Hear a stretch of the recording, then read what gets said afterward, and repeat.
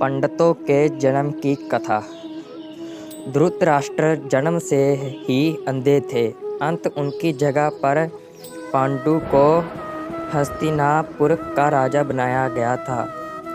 इससे धृतराष्ट्र को सदा अपनी नेत्रहीनता पर क्रोध आता और उन्हें पांडु से द्वेषभावना होने लगती।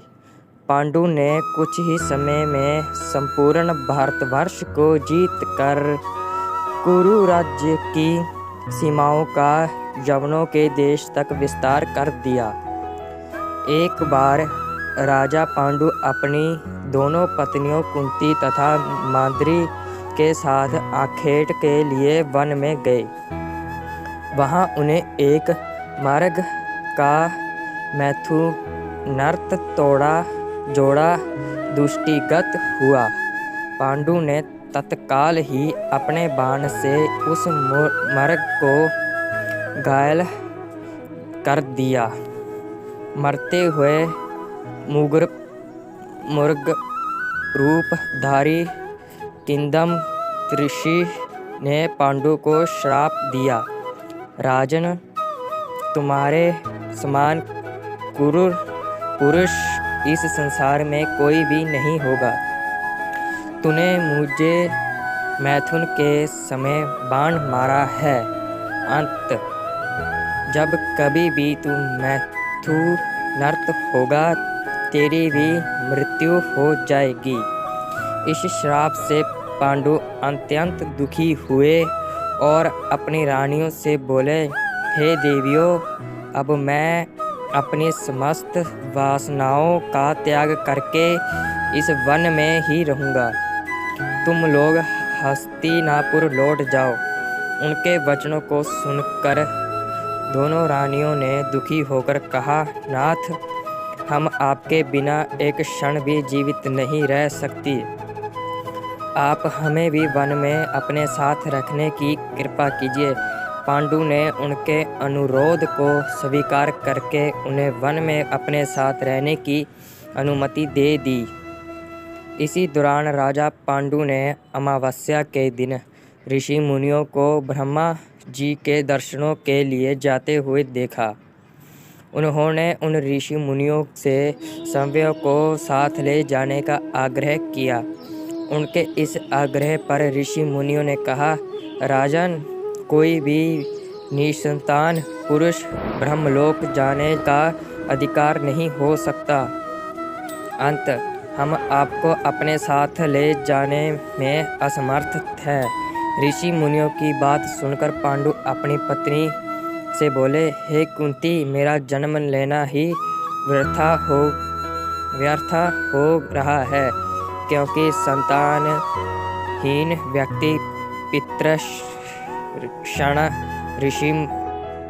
ऋषिक्षण, देवक्षण तथा मनुष्य क्षण से मुक्ति नहीं पा सकता।